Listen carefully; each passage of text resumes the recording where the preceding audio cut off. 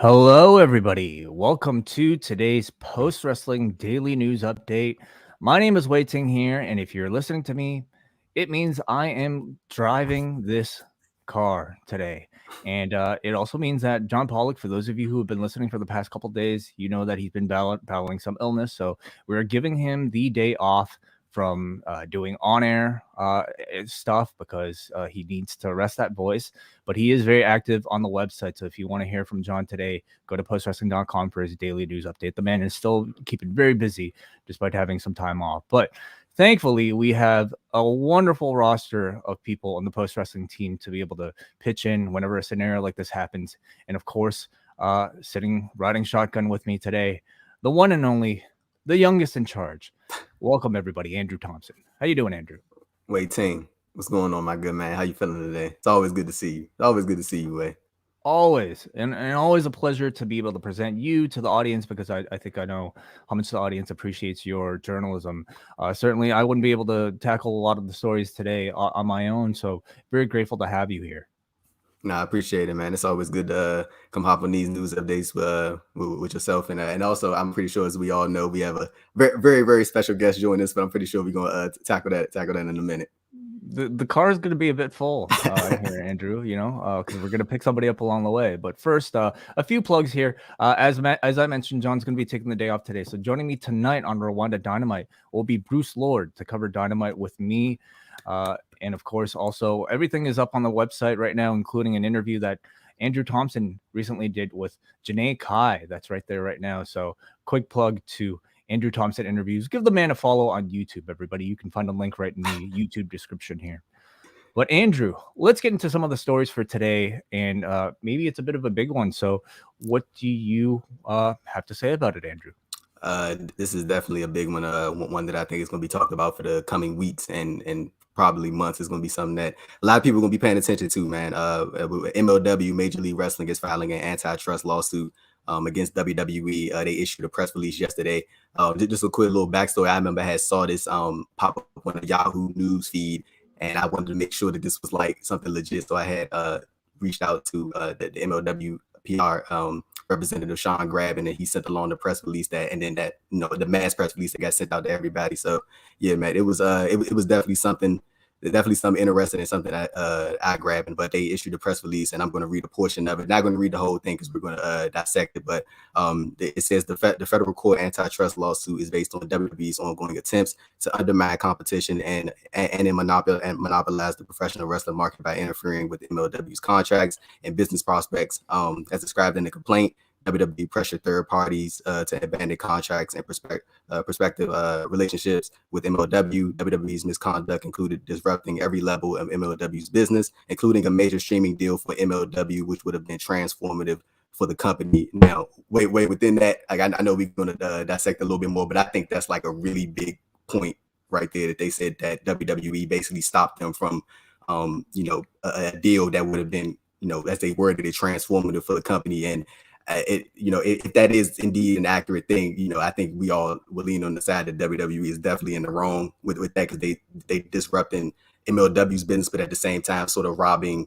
If it is to be believed, like it would have been something transformative, we don't know what that could have done for the pro wrestling space in general, and how many other opportunities and other doors that could have led for the wrestlers, and just growth of MLW's business overall. So I think that's like a really key point, like within itself, within this big press release. Yeah, there's certainly a whole lot to dig into in specific about, some of the particular relationships that are filed in this complaint. But before we continue, I did want to mention to our audience, of course, many of you will remember that John Pollock and I did host Wale Mania, which was an MLW affiliated show. So I just wanted to offer a bit of full disclosure. That was back in March of 2018. We have not had any association with MLW once they started becoming a full-time promotion since then. So I just wanted to offer that. And I hope you all trust that it does not in any way, of course, color my opinion and my reporting, and nor the reporting of either of the people that are going to be on this particular podcast. And of course, Andrew, we alluded to it earlier. How can we break this down but with a man who has already done some tremendous summarizing and tremendous reporting on this story itself?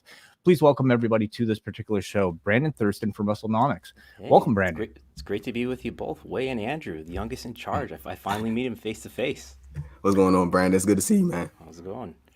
Brandon, you've created a wonderful summary after perusing through some of these court filings, and you have, of course, put that up on the Wrestlenomics Patreon, which I would encourage everybody to go and check out. But from your initial thoughts on this particular story, what are some of your reactions? And if you don't mind, maybe getting to a bit more of the detail that Andrew just, very carefully laid out for us here.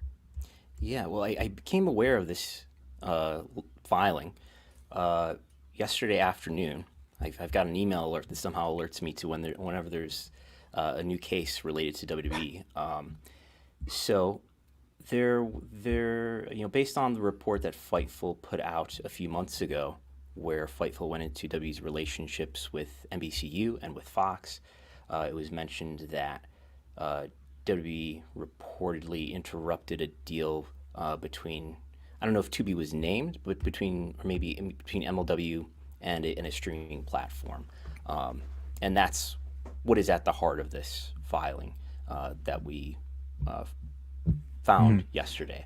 And in particular, for people unaware, Tubi is owned by Fox. Correct. It is one of the FAST streaming platforms. FAST, free ad supported TV, is what FAST stands for. So all of the major media companies, major networks have some sort of foot into the world of streaming, and Tubi is Fox's streaming platform. It's a relatively small streaming platform compared to some of the others, but there's a lot of content on there, and anybody can watch it for free.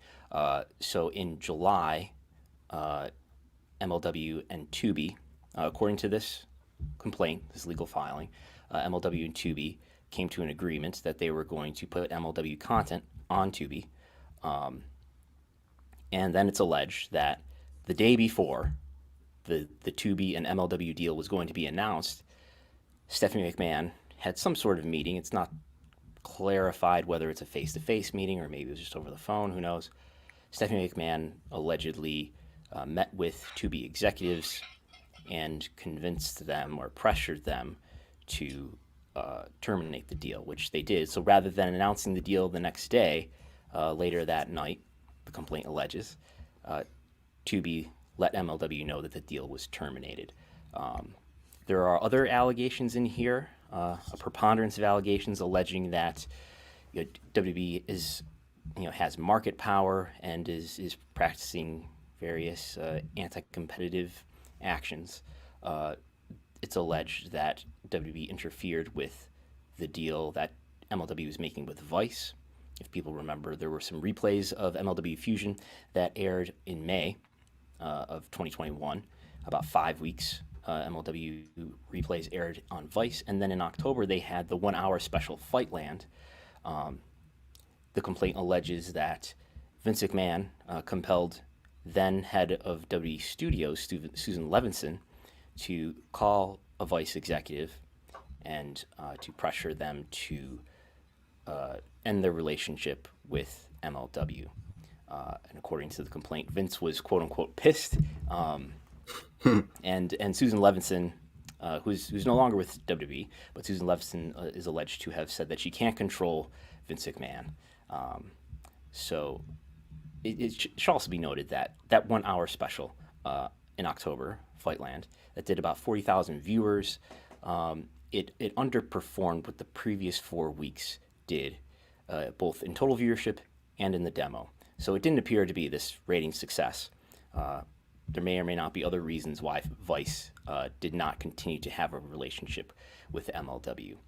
And then there's the accusation that WWE had something to do with the deal not materializing between Fight and MLW, because there's a now former WWE employee, Greg Bernard, who it was a vice president of strategy and operations for WWE, and he was also working, according to the complaint, as a executive advisor to Fight. So it's not clear how exactly that's connected, other than there's a WWE person involved in a working capacity with Fight at the same time. There's also accusations in here about WWE doing things with talent, including putting an unnamed MLW wrestler on their programming without MLW's consent, and supposedly compelling, trying to get MLW talent to reveal proprietary information about MLW.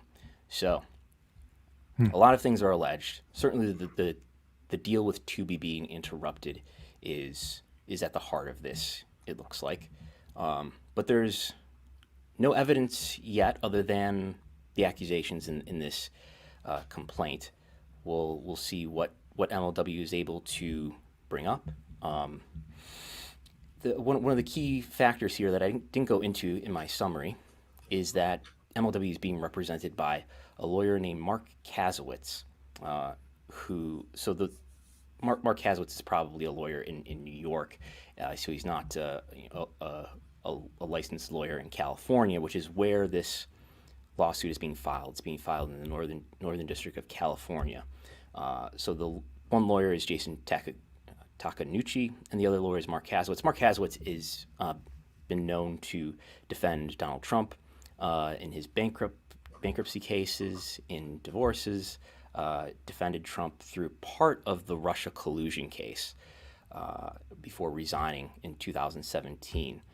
So this is a very high-profile lawyer that MLW has here. We don't know whether MLW is getting Mark Kasowitz to represent them pro bono or on contingency.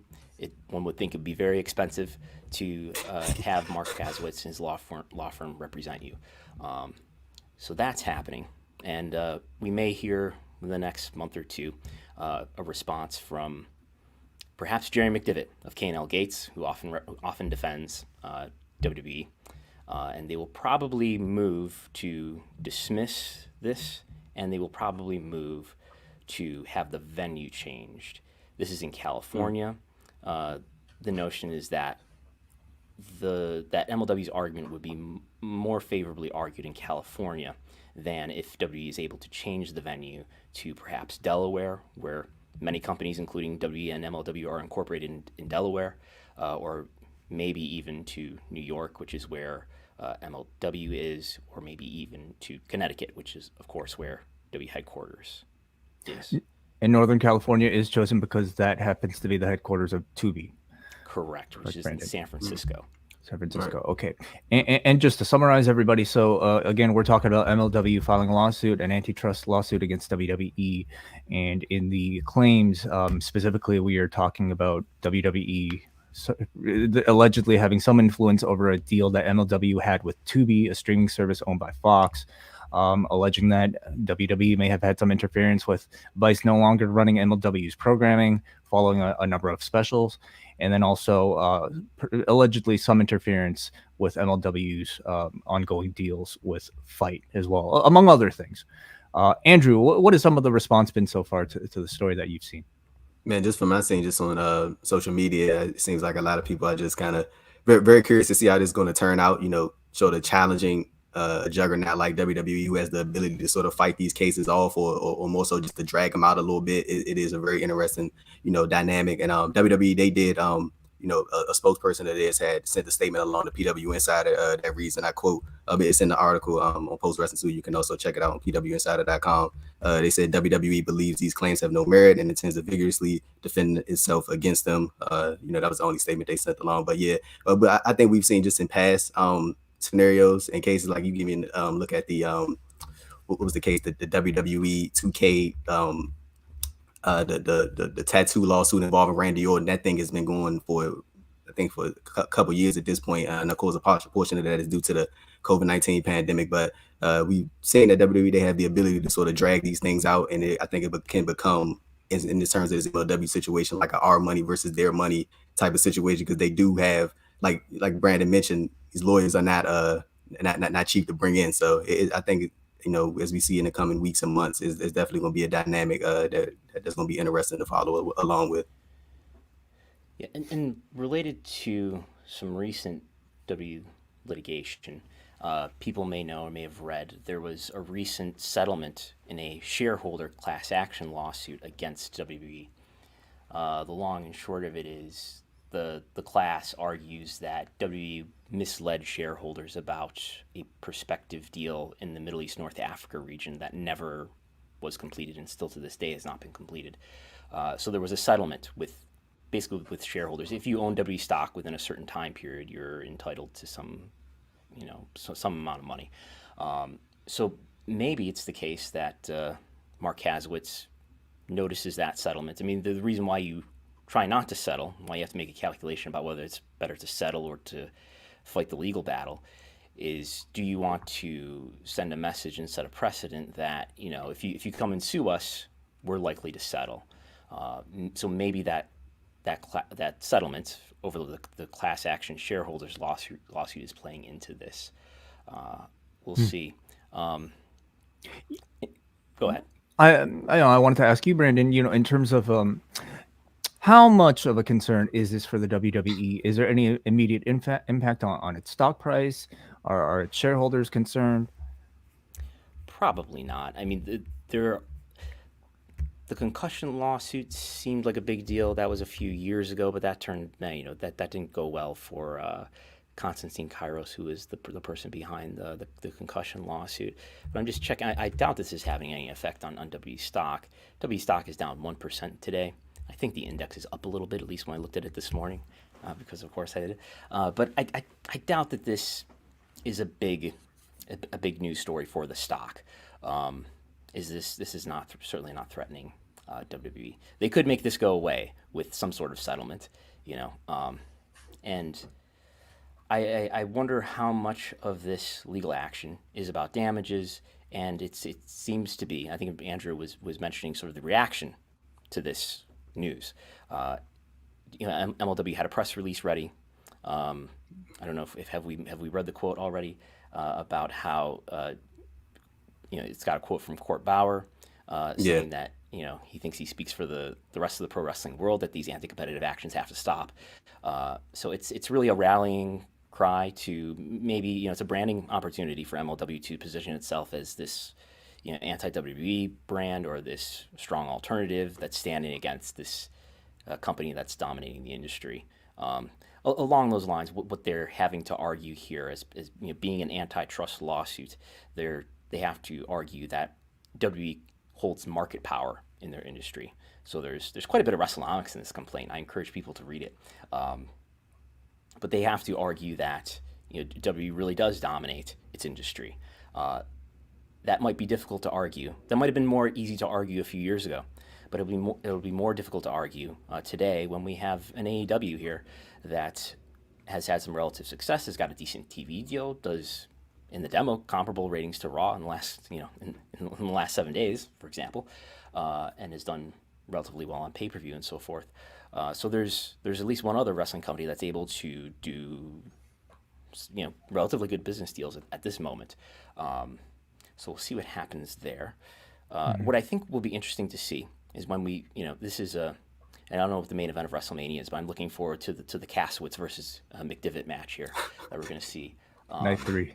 I'm curious to see in WWE's response, which will probably be written by Jerry McDivitt, whether in order to undermine this argument that W holds market power, if we'll see Jerry McDivitt sort of put over AEW to say, hey, look, they're a strong competition. So I'm sure wrestling fans will be entertained by that if it happens. Thank you very much, Brandon, for joining us, of course. Last question on this, maybe I have for you, Andrew, is, do you see from a PR perspective, MLW, how does this change maybe the public perception of that company? And is there a positive gain for them by simply filing for a story like this? I think something that Brandon mentioned was very important. Like as far as Court Bauer's comments, it does seem like a rallying cry. I guess I think that's a fair point to make, because it does seem like Court Bauer was like sort of positioning MLW as like sort of the when you look at it in terms of this situation, they are the quote unquote underdog, I guess, but he's positioning them as like, hey, they're the big juggernaut and they've been running this for a long time, and they have the advantage over us and such and such. So for MLW, I think it'll bring a great deal of attention to them, as long as this keeps going on and we keep seeing updates about it. It'll continue bringing more attention to MLW. I know they got a couple of events lined up in the coming weeks and months. So I think it'll be positive in a sense that it'll bring more eyes to MLW. Possibly it could be, but in the long term, it just keeps going on. Like I'm kind of curious to see like how, like I think as we all, like how this thing ends up playing out, because yeah, MLW they going up against somebody who, or a company or entity that can, you know, they have a lot of willpower behind them. So I think it's gonna be one of those uphill battles for MLW as far as this lawsuit goes. I imagine this will be a big topic of conversation on this week's Wrestlenomics radio, so I encourage everybody to go check that out Sunday nights on the Wrestlenomics feed or also on the Post Wrestling feed as well. But while we have Brandon Thurston's attention here, it is, of course, a Wednesday, and we do have some Raw ratings to discuss. So, Andrew, do you have some of that information ready that we can convey to the audience? The Raw ratings? If you don't, I do. Okay, cool, good. Sorry about that. Okay, so, of course, WWE Raw this week. And this comes to us from postwrestling.com and John Pollock, and of course with contributions from Brandon Thurston of Wrestlenomics here as well. The January 10th edition of Raw from Philadelphia averaged 1,632,000 viewers and approximately 0.39 in the 18 to 49 demo, courtesy of Brandon Thurston of Wrestlenomics and Showbuzz Daily. The 18 to 49 audience would be among the lowest on record in history of the program, although there were 3 weeks that scored fewer viewers in the demo last month. Raw went up against a college football playoff championship game between Georgia and Alabama. That was a monster, with ESPN averaging 22,257,000 viewers for a game with an astounding 6.19 in the 18 to 49 demo, obliterating everything on television that night. Brandon, so coming off of, I would say, maybe a week of strong rebound off of day one, seemingly Raw is back down to a bit of a usual pattern. Do you have any insight on this week's ratings? So it was, as you mentioned, there was a strong rating last week coming off the Brock Lesnar title win, coming off of the day one premium live event. So they did a good rating relative to where they've been lately. Last week, kind of back to normal. But as you mentioned in the report, Wai, this is still among the lowest Raw has ever done in the demo. But a normal rating for the last 4 or 5 weeks or so. It was against the college football title game, which did an enormous rating, so it could have been worse. And it did a 0.39 1849 demo rating. What people may be getting excited about when the rating comes out tomorrow for Dynamite, will it be 0.39 or higher? Last week, Wednesday, Dynamite debuted on TBS and did a 0.43. And I think Dynamite is benefiting a lot right now from it having a strong lead in from Big Bang Theory reruns, of all things. So it's very much within the reach of Dynamite to exceed Raw for what would be the third week ever in the same week in the demo. We'll see what happens there. And next week, Raw goes up against a NFL playoff game on Monday Night Football for I believe the first time ever. So that's likely to do a strong rating as well next week. Do we simply look at last week's ratings as a result of, the positive buzz coming off a premium live event, and, in Dynamite's case, having a big show with Hangman Page versus Bryan Danielson, or was it simply maybe people being more into routine of watching TV during a holiday season? What do you largely contribute last week's ratings? I think Raw was up because there was a pay-per-view and there was big news coming out of the pay-per-view. The more we see certain ratings do well, whether it's NXT, when NXT's rating jumped when there was news of turmoil between Triple H and maybe Vince in WWE over developmental, when that was just before the 2.0 rebrand happened. That popped a rating. Whenever there's news, that seems to help the rating, because what we see a lot in a lot of these cases, and I believe that it was the case for this week's Raw, where P50 plus. I'm looking at this week's, but anyway, what we often see is the older audience is pretty consistent, not volatile at all. They're very, very predictable.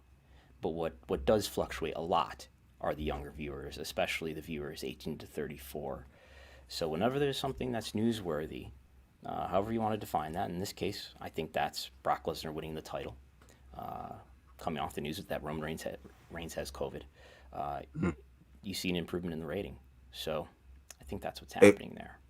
Brandon, I want to ask you sort of to piggyback on what you were saying when you talking about how news sort of bumps up when there's, how ratings sort of go up when there's news coming out of it. Do you think that over the coming weeks, as we head into the Royal Rumble event, and you have the they announced the news about Mickie James being a part of the 2022 Women's Royal Rumble, and the sort of prospect or idea out there of there could be someone else from another organization that possibly comes to the company to do like a one-night appearance. Do you think that sort of will? Now I don't want to say peak, but sort of bring in that demo, that 18 to 30 range, like that sort of group of people who could that sort of fluctuate in and out of the WWE product because of the idea of someone else from another organization coming in. It would have to be a really big name. I mean, it would have to be more than somebody who's of a lower medium profile. I think if that happens, and the Mickie James story is a big deal to some fans. A story related to Brock Lesnar, or to maybe in the case of the NXT example that I was talking about, Palace Intrigue.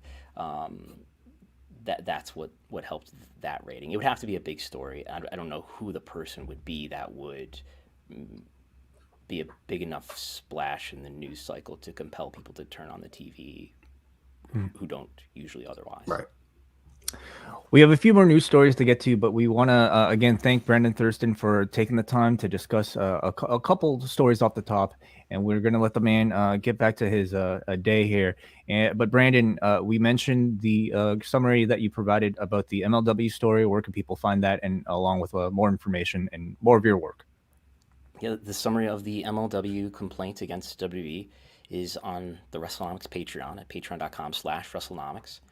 Where you can sign up for $5 a month. And once in a while, I put out reports like this one. But in addition to that, you get my nearly daily TV ratings reports. You get access to all the TV ratings data on wrestling programming going back to late 2014. You get access to the audio of the live TV ratings talk that I do every week, every Thursday.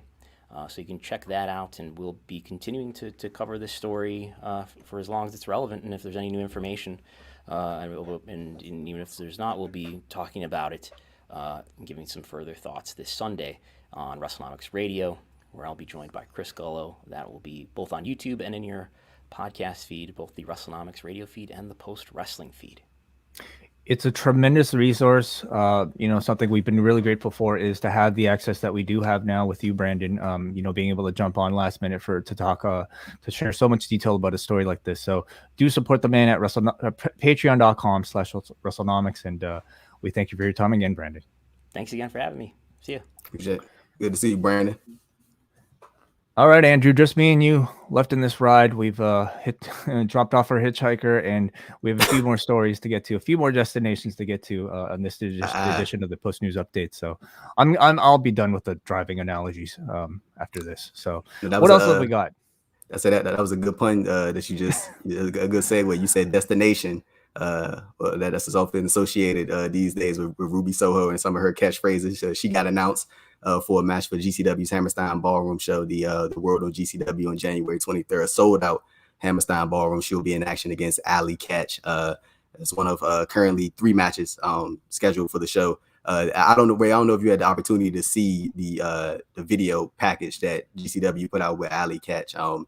This was like really good. I think this was probably one of their best ones that they put out. I think it was just a good overall package, man. It was good, and like a good just build up to the match, I guess. And it's going to be interesting to see how they sort of I'm assuming factor Ruby into some of their upcoming shows, because GCW, they seemingly run it every week, multiple times a week. They also has the Jersey Championship Wrestling subsidiary. They got the LA fights over in California, man. I'm going into a whole other thing, man. But GCW, they are like, they have a lot of steam, Mm-hmm. and I think they're past the point of just being simply referred to as just like a promotion. I mean, I know that's, a lot of people call a lot of different things of promotions, but GCW, man, they are sort of developing into like sort of their own like independent entity, and it's like becoming like really cool to see. And of course, having the relationships there with having the Ring of Honor World Championship defending on their show. You got times like Ruby Soho coming in. Yeah, man, GCW, they on a real uptick right now. and it's definitely going to be cool to see what they do in 2022 as they continue to grow. But as you just highlighted on the screen, we got Jonathan Gresham defending the ROH World Championship against Blake Christian. We got ASF and Bandito and Laredo Kid versus the Reds, Demonic Flamita and Gringo Loco. And then we have a scheduled Eddie Kingston appearance. For those of you who probably haven't seen the article that's up on the site, Eddie responded to AJ Gray's challenge. And he basically said bluntly that if he's all good to go, he will be appearing at the Hammerstein show to smack AJ Gray. And I'm pretty sure a lot of people are looking forward to seeing them brawl. So yeah, man, this card is starting to shape up. And I'm pretty sure you probably saw some of the stuff on the site. They have the night prior to that, they're having the Independent Wrestling Hall of Fame.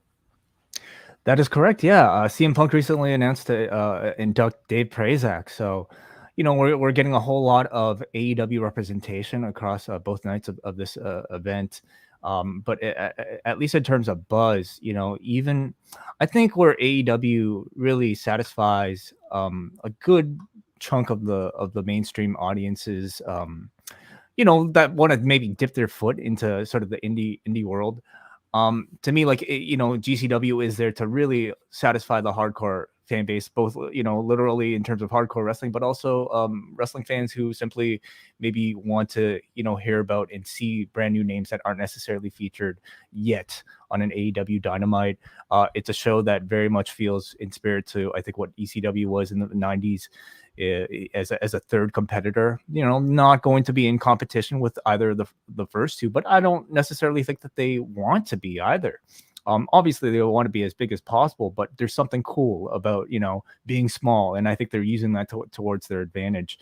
But certainly with this Hammerstein Ballroom show, which, it is massive for them. They're seeing tremendous success, and I think they're continuing to really grow their brand on the underground as sort of like the place to look at if you are, quote unquote, one of the fans that are in the know. And so much of that I think is created through the wonderful work of Giancarlo D'Atamo, of course, the creative lead attached to GCW, the man who was responsible for this Allie Katch video that wonderfully plays off of the Ruby Soho Runaway videos, also produced by Giancarlo D'Atamo as well. To beautifully just kind of weave very quickly a narrative putting these two names together. So I'll be honest, it wasn't necessarily a match that I think, at the beginning of 2022, I'm like, oh, I have to see Ruby Soho versus Allie Katch.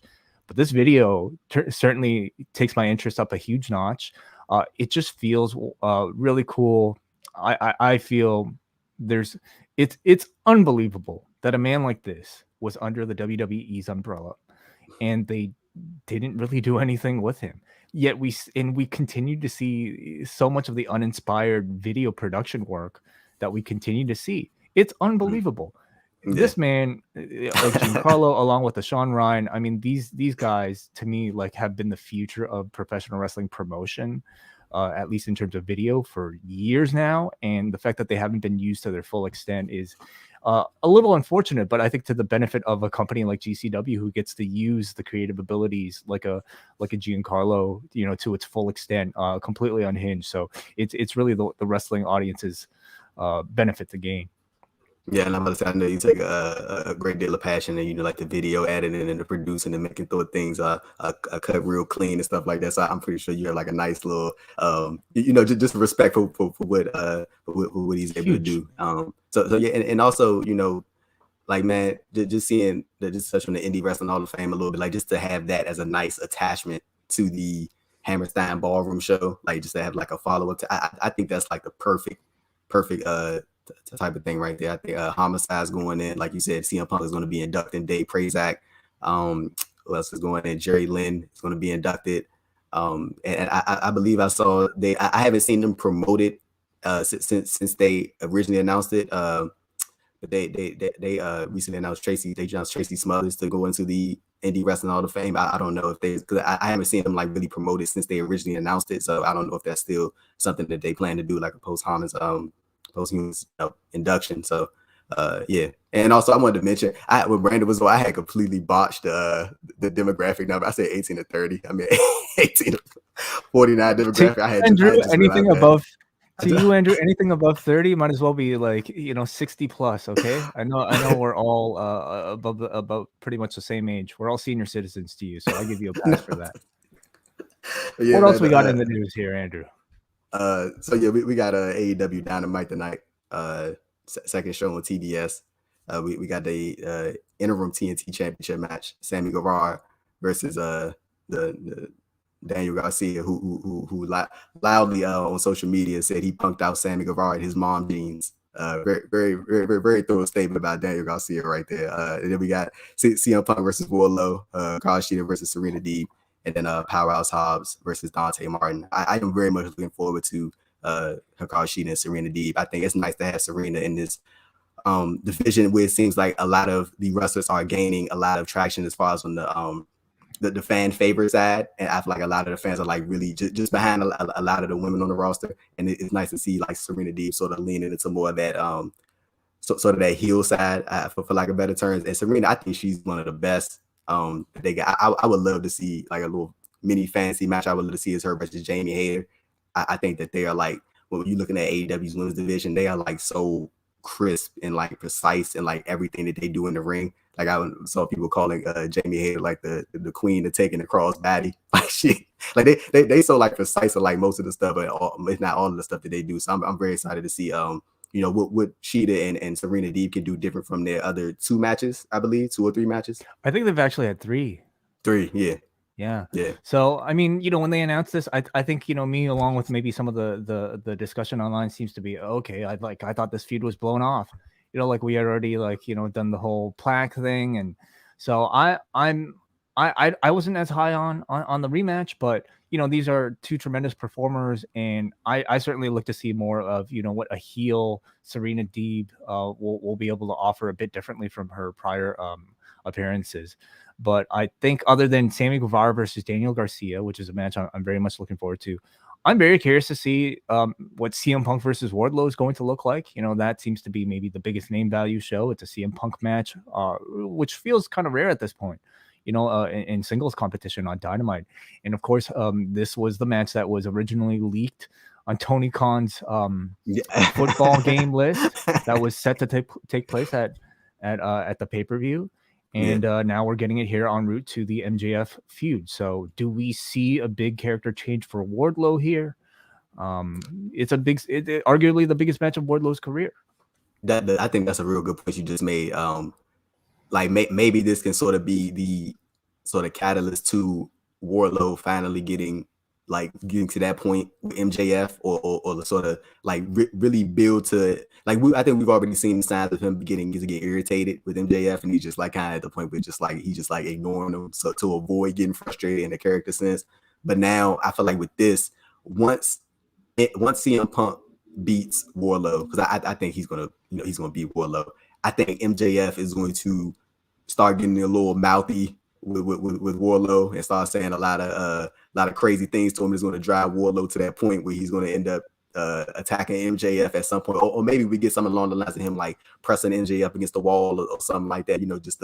Just to sort of show the character MJF that who's the real dominant one out of their tandem. So yeah, I definitely think this is going to be like a catalyst to Wardlow getting frustrated with MJF, because MJF's going to be pissed because he couldn't take out CM Punk. They've been telling this story of Shawn Spears continually trying to take the spotlight away from Wardlow's championship wins using, some sort of chair beatdown. So I imagine that might maybe come to a head here, between Wardlow and Shawn Spears. So we look towards that. Of course. Hey, I'm about to say, I wanted to ask you, when do you think MJF and CM Punk is going to take place? You think they're going to try to keep it until do you think it's even possible for them to try to drag it through March to Revolution? I do. I think the promos have been so entertaining that I think there's possibility to maybe do 6-mans, with Darby and Sting, and other things to maybe satisfy the audience. I just think it's such a big match at this point that if you're Tony, you probably want to save that for a major show. And what are the major shows other than Revolution? They got Beach Break coming up. Okay, that's not like Revolution, but that's that's one of their specials. So. Yeah, I mean, I don't know. Is this the type of match that Tony would want to, is this a chip he would want to play for for a big TV rating, or does he see more value in it as an actual pay-per-view draw? I think it's the hottest program on the show right now, and I think there's enough value in it to send it all the way to pay-per-view. And I had my doubts, like when they started this program, whether or not they would be able to keep it up until January without doing the match. But they've managed to find things that have been interesting about the story to keep us interested and to keep it fresh. So I have a bit of faith, but you're saying more beach break. Is that what you're saying? I think it can. I think they can stretch it to Revolution. I was just mentioning like as far as like upcoming events. I know that's like they can, I guess beach break could be an out for them if they were to do a match, or like who's to say like they probably can't do more than one match. So yeah, I definitely think that CM Punk and MJF is one of those things like sort of similar to you. Like I wasn't quite sure how it was going to turn out as far as like how long and how much mileage they'd be able to get out of this, but we in January now, and who's to say they can't take this thing all the way to Revolution, or they probably get one match in and then for a TV rating and then do another match for a pay-per-view. So yeah, man, it's definitely gonna be intriguing. Like who do you see coming out of this, like the victor? You think they would you think Tony Khan would even, but not consider it, but like more so like go the route of giving MJF that big win over CM Punk? Well, first of all, I think the program is hot enough to do multiple matches with. So maybe that's how they get to Revolution. Maybe they do a first match on TV and then build to a pay-per-view stipulation thing to blow it off. But I think ultimately it's MJF that comes out of this as the victor. I think it would probably be CM Punk's choice to have MJF, come out of this as the one. They're really positioning MJF as, I think, a future title contender probably within the year, I have to say. And CM Punk is not somebody who needs that championship. And you could have CM Punk in a championship match tomorrow if you wanted to, but I think it's far more important for MJF to have a final notch on his belt, like as big as CM Punk, giving him his first loss period in AEW. Last thing before we get out of here, Andrew, WWE NXT 2.0. Any thoughts on last night's program?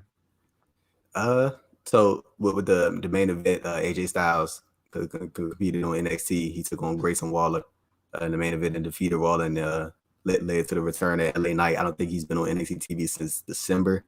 I want to say shortly after War Games. But yeah, man, it was an episode. I don't really have, like, even now I don't really have like a big issue with NXT 2.0. It's just it's just not necessarily for me. Like I just I'm into it because I'm more so covering for the site, but it's not like for me personally, it's not like one of those things where like I'm dreading to watch it, like how sometimes it's with Monday Night Raw. It's just like the product is just sort of a disconnect because I think still in my head it's just what that previous version of NXT used to be. But yeah, they had the match with Santos Escobar and Zion Quinn when Alexa Lopez was going to side with whoever won the match. She ended up turning on Zion and reformed or sort of stayed with Legado del Fantasma. It was all a couple other highlights from the show. Yeah, it was all a ruse. He played with the man's heart, and the man was following it and got kicked in the balls as a result. So poor Zion Quinn. Just before we move on, what did you think of Grayson Waller in his match against AJ Styles? I mean, it was a big test for him. They're giving him quite the push, and if you're being put in a main event with AJ Styles, your expectations are going to be pretty high for your performance. How do you think Grayson Waller did? I think he performed well. I really do. I really think he did well. I think when you're in the ring with somebody like AJ Styles, it can be very difficult to not have a good match. So like I think he performed well. He stood his ground in there with AJ. He got showcased really well. He wasn't made out to seem in the match like a lesser than talent or inadequate to AJ Styles. He was like, keeping up with him on part, and even late in the match, he was sort of dominant for like a small portion of that match over AJ. So, and AJ fought from underneath, and of course he got the better of him at the end. But yeah, I think Grayson Waller had a solid performance. I think they're going to use him probably on Raw, SmackDown at some point as like the cocky heel. Probably be like a follow up to somewhat of what the Miz is in a way, but like more athletic, way more athletic, like more athletic Miz, yes, more athletic Miz. But which yeah, isn't a bad thing. Yeah, it's not. It's really not. But like with Grayson, like the thing is like he when you're looking at it from what he's supposed to do, he's supposed to make people annoyed at what he does, and he's doing a successful job at that, at making people be annoyed at his presence on TV. So he's doing a good job. So I mean, I can't hate on it. I can't hate on it. I can't. Yeah. Again, when I watch NXT, I really do temper my expectations from what they were for Black and Gold. I am assessing these guys based off of how good they are doing in developmental. How well are they developing? And I agree. I think Grayson Waller did a good job. For a big test, I thought he delivered of what was expected. It's not going to be a match where I think I'll recommend people to go and even check out if they don't really care about that sort of cycle of a talent's development. But for I think what the WWE is looking for in potential, I thought he did decently well. Something I also wanted to mention. Oh yeah, please, Andrew. No, I was gonna mention real quick. It was a cool little stat. Pete Dunne at his first singles televised loss last night on NXT 2.0 since February 2021. So yeah, that was that was very interesting to see, like how he's lost before, like he's lost obviously along the way, but that was his first singles televised loss since last year. It is very interesting, and of course, Pete Dunne losing to Tony D'Angelo and a crowbar on a pole match. But of course, it comes it's a ridiculous sentence, isn't it? But it's very interesting because we know this week he had a match on Main Event. So oftentimes any sort of maybe veteran talent loses in NXT, we often wonder what it means for their future. What do you think, Andrew? Do you think Pete Dunne this was his way of leaving the territory? You want to know what's funny way? Because I was literally about to ask you what you think. Okay. I was gonna ask you what you thought about Tommaso, because Tommaso Ciampa had a dark match too. So I was about to ask you. I was like, what do you think about? I'm gonna kick it to you, man, because I was literally about to ask you. I was like, so what do you think about the idea? Of honestly, like I don't doubt that they, Vince would want to have a look, or at least like somebody would be campaigning for Vince and Kevin Dunn to have a live look at these guys, because what else are we gonna do with them in NXT? I just don't really see how they fit into WWE main roster. I know how I would use them, and I think every fan that you ask would know how you would use them, but I just don't think they fit the current trend of where WWE is headed right now. And so the question is like, well, what do you do with these guys? I think they kind of stick around in NXT, in a sort of I don't know, supplementary role, mentor type of role, to help other talent advance, which would be very disappointing because of, especially in the case of Pete Dunne, somebody so young and with so much untapped potential. Maybe Pete Dunne, they make an exception. I don't know, simply due to age, but Ciampa is definitely a bit of a tougher sell for me and what I imagine Vince McMahon to be looking for in his current talents.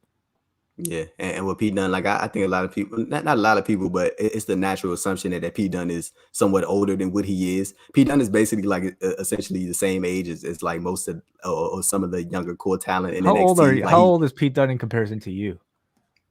I am 25. Pete Dunne is, I think he's 28, I believe, 28 or 26. I believe he's one of those. Okay. So I think he's 28. But yeah, but Pete Dunne, I think it's just because he's been wrestling so long, like that people think that he's like this like grizzled, like veteran that's been doing this but he has been doing this for years. But like Pete Dunne's still young. I think he still fits within sort of that NXT 2.0 frame. And I thought he was gonna get called up when Ridge Holland got called up. I think Pete Dunne would have been a nice little addition to the main roster. That's probably wishful thinking on my part, but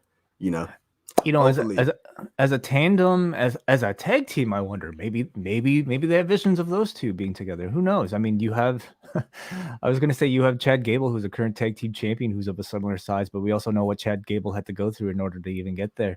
So Shorty G. So we'll have to see what the future holds for those two. Last thing I wanted to mention in relation to NXT, of course, was the in-ring debut of Sleepy Wendy Chu. And I don't know how many of you guys saw this. I can only play a little bit of this, but so I don't want to get a copyright strike. But we have a brand new character. Of course, this is the former Karen Q, who also played Mei Ying. But in recent weeks, people have seen a character on NXT just sleeping in the background while she made her in-ring debut today. Working, I would say, how would you describe the style, Andrew? This is hilarious. No, you talking about her style, like Sleepy style, I guess what you call it. That was so corny. I don't know why I just said that. That was bad. No, that's That was exactly how bad. I would describe it. Oh, Sleepy okay. style. Like this is a character who obviously suffers from a bit of narcolepsy, comes into the ring, and the first thing she does is gives a big yawn as she evades a clothesline. I thought this was awesome. I did too. Andrew, this was to me one of the main positive highlights, one of the few positive highlights to come out of NXT 2.0. And this is a playground for people to exercise their new characters. And I felt like week one, we have a winner here in Sleepy Wendy Chu. I think though, of course, it can't just be the sleep gimmick, but what made it was the fact that she delivered in ring. When it was time for her to deliver the moves, they looked good. Like they looked strong. They looked like aggressive. And then you throw a bit of personality in there with her like she's falling asleep like after she does her run. And she's just like lying in the ring as she's going for the cover. She like kind of like rests her head with like in a sleep position. It's very Orange Cassidy, of course, which is what most comparisons are going to be drawn towards. But I mean, I would argue that these sort of gimmicks in martial arts, we have like the drunken master style, which is has been a thing forever.